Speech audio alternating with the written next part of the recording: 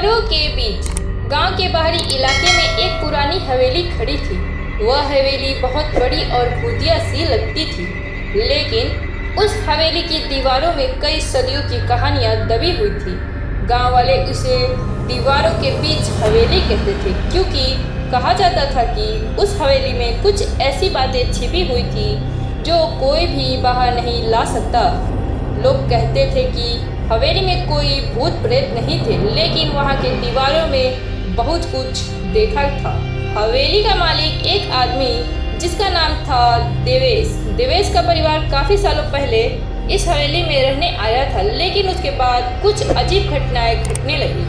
एक दिन देवेश ने फैसला किया कि वह हवेली को ठीक करेगा और यहाँ रहने वाले इतिहास को उजागर करेगा, ताकि वह सच जान सके जो इस हवेली में हुआ था। देवेश का परिवार काफ़ी छोटा था, जिसमें उसकी पत्नी राधिका और उनकी छोटी सी बेटी सिया थी। देवेश और राधिका ने हवेली में आकर नई शुरुआत करने का मन बनाया था। हवेली का कुछ हिस्सा तो बहुत पुराना और टूटा हुआ था, लेकिन उन्होंने अपनी पूरी कोशिश की कि हवेली को नए रूप में ढाले।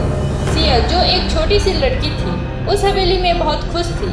उसे हर जगह खेलने के लिए बहुत जगह मिलती थी, लेकिन राधिका को हवेली में डर लगता था और वह अक्सर कहती, यह हवेली कुछ अजीब सी है, लगता है जैसे कुछ बहुत पुरानी बातें दबी हुई है। लेकिन देवेश का मानना था कि यह सब केवल अफवाहें हैं। उसने यह सोचकर काम शुरू किया कि वह हवेली को फिर से बनाकर एक नया जीवन देगा।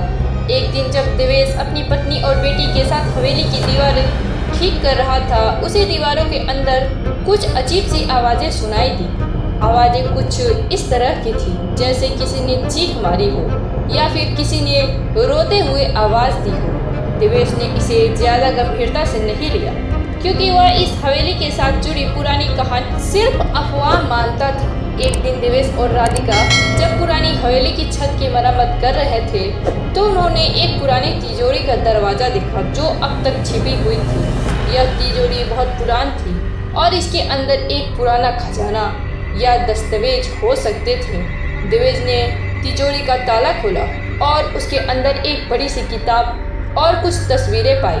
किताब में हवेली के बारे में बहुत सारी जानकारी थी और तस्वीरें में उस समय के लोग दिखाई दे रहे थे। जैसे जैसे वह किताब पढ़ते गए, उन्होंने पाया कि हवेली में कभी एक परिवार रहता था जिनका नाम शर्मा था। यह परिवार बहुत ही खुशहाल था, लेकिन एक रात अचानक वे गायब हो गए। गांव वालों के अनुसार उनका परिवार रहस्यमय तरीके से नष्ट हो गया था। देवेश ने जब इस किताब को ध्यान से पढ़ा तो वह यह समझ पाया कि हवेली के अंदर दीवारों के बीच एक ऐसा रहस्य छिपा था जिसे अब तक कोई नहीं जान पाया था। वह जानता था कि उसे इस रहस्य को जानने के लिए और गहराई से खोज करना होगा। अब सिया को हवेली की दीवारों से जुड़ी आवाज़ों के बारे में कुछ अजीब सा महसूस होने लगा। एक दिन जब सिया खेलते खेलते एक कोने में पहुंच गई, तो उसे एक छोटा सा दरवाज़ा दिखाई दिया जो अब तक किसी ने नहीं देखा था। वह दरवाज़ा हवेली की दीवारों में छिपा हुआ था और अंदर जाने पर यह एक लंबी संकरी सी सुरंग में बदल जाता था। सिया ने डर के बजाय साहस दिखाया और उस सुरंग में अंदर जाने का निर्णय लिया। जैसे ही वह सुरंग में घुसी, उसे एक पुरानी चिट्ठी मिली जो एक पुराने जमाने के लोग की याद दिलाती थी। सिया की खोज ने देवेश और राधिका को एक नया मोड़ दिया। सिया ने सुरंग में जो चिट्ठी पाई थी, उसमें हवेली के मालिक के बारे में लिखा था। वह मालिक उस समय के सबसे अमीर आदमी थे, लेकिन उनका परिवार किसी रहस्यमय कारण से नष्ट हो गया। चिट्ठी में यह भी लिखा था कि हवेली में एक पुरानी शक्ति है जो सब कुछ देखती और महसूस करती है। यह शक्ति एक हद तक दीवारों में समाई हुई थी और जब भी कोई व्यक्ति हवेली की दीवारों के पास आता, उसे यह शक्ति महसूस होती थी। अब देवेश को समझ में आ गया कि हवेली की दीवारों के बीच कुछ और था जो उसे जानने की ज़रूरत थी। उसने तय किया कि वह इस रहस्य को हल करने के लिए जो भी कीमत चुकानी पड़े वह चुका देगा। देवेश ने हवेली के इतिहास और किताबों की मदद से पुरानी जानकारी इकट्ठा की। उसने आखिरकार एक पुरानी पूजा स्थल को ढूंढा जो हवेली के भीतर एक गुप्त स्थान पर था। यह पूजा स्थल अतीत के समय से जुड़ा हुआ था, जहाँ एक श्रापित आत्मा की पूजा होती थी। देवेश ने वहां जाकर समझा कि हवेली की दीवारों में बसी आत्मा को शांति देने के लिए उसे एक विशेष पूजा करनी होगी। देवेश ने अंत में पूजा पूरी की और हवेली के दीवारों से जुड़ी उस आत्मा को शांति दी। जैसे ही पूजा संपन्न हुई, हवेली का माहौल बदल गया।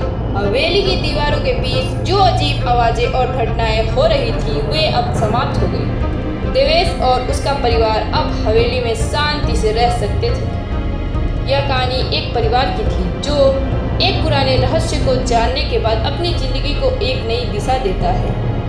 हवेली की दीवारों के बीच की आवाजें अब इतिहास बन चुकी थी और गांव वाले यह समझ गए थे कि कभी कभी हमें अतीत से जुड़े कहानियों को समझने के लिए दिल से प्रयास करना होता है।